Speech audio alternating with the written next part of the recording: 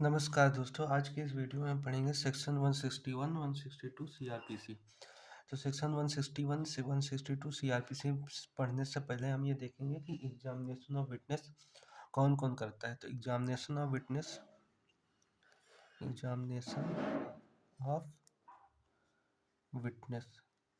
देखिए, examination of witness 161 में police के द्वारा किया जा रहा है और chapter 10 of Indian evidence act में कोर्ट कर रही है विटनेस का एग्जामिन। तो दोनों सेक्शन में, दोनों प्रोविजन में क्या अंतर है? तो जो ऑब्जेक्ट है 161 में, उसमें ऑब्जेक्ट है एविडेंस कलेक्ट करना, और chapter 10 of evidence Indian evidence act में कोर्ट का ऑब्जेक्ट है एग्जाम विटनेस का एग्जामिन करना, जिससे गिल्ट प्रूफ किया जा सके कि कोई पर्सन, किसी पर्सन ने ऑफेंस किया है या नहीं। तो उसको प्रूफ करने के लिए चैप्टर 10 में एग्जामिन किया जाता है विटनेस का। और सेक्शन 161 में जो एग्जामिन हो रहा है विटनेस का, वो पुलिस कर रहा है, उसका ऑब्जेक्ट है एविडेंस कलेक्ट करना। अब आइए देखते हैं 161 में कि पुलिस विटनेस का एग्जामिन कैसे करेगी। 161 161 में examination of witness bye police. Examination of witness bye police कैसे एग्जामिन करेगी? ओरली करेगी। ऐसे ओरली एग्जामिन करेगी, किसका करेगी? तो ऐसे पर्सन का जिसको पुलिस लगता है कि जिसको किसी केस के फैक्ट या सर्कमस्टांसेस की जानकारी है। फैक्ट और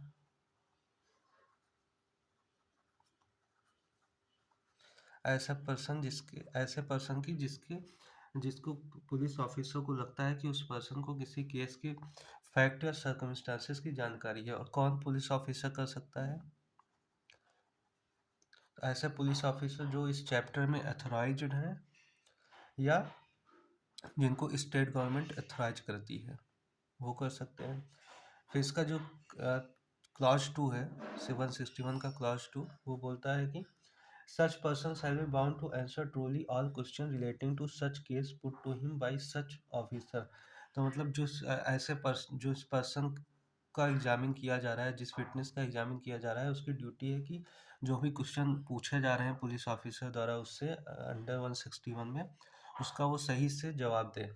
लेकिन ऐसे प्रश्नों का जवाब ऐसे प्रश्नों का जवाब नहीं देगा जो क्या कर रहे हैं, उसको क्रिमिनल चार्ज या पेनल्टी या फॉरफिट, जो उसके ऊपर क्रिमिनल चार्ज लगा रहे हो, जो इसके क्रिमिनल चार्ज को एक्सपोज कर रहे हैं, पेनल्टी या फॉरफीचर।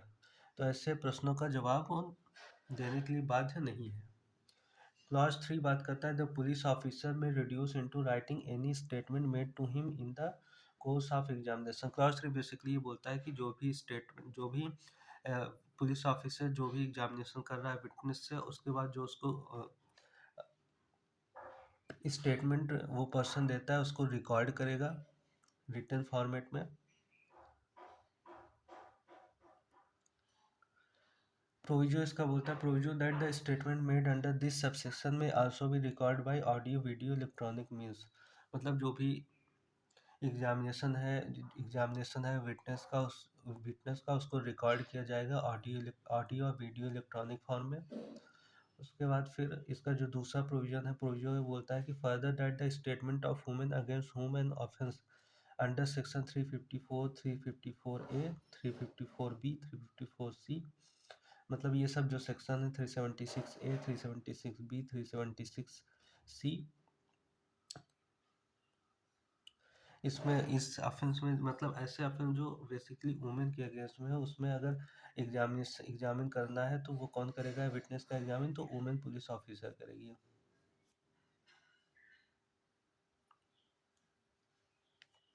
उसके बाद सेक्शन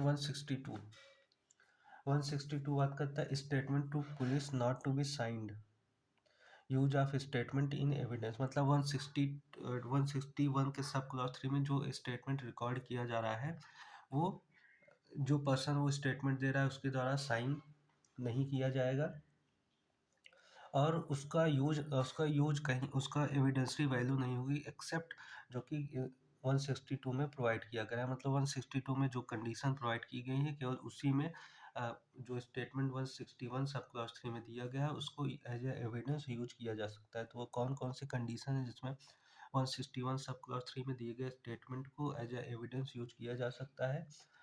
तो प्रोविजो इसका बोलता है कि 145 में अगर कोई स्टेटमेंट 145 में section 145 of Indian evidence act में किसी प्रीवियस स्टेटमेंट विटनेस द्वारा किसी प्रीवियस स्टेटमेंट को कॉन्ट्रडिक्ट करने के लिए पार्टी जो है प्रीवियस स्टेटमेंट को यूज कर सकती है। और 162 का सब क्लॉज 2 बोलता है कि nothing in this section shall be deemed to apply to any statement falling within the provision of, मतलब 162 का सब क्लॉज 2 बोलता है कि जो प्रोविजन है 162 का वो अप्लाई नहीं होगा section 32 of Indian evidence act and section 27 of Indian evidence act.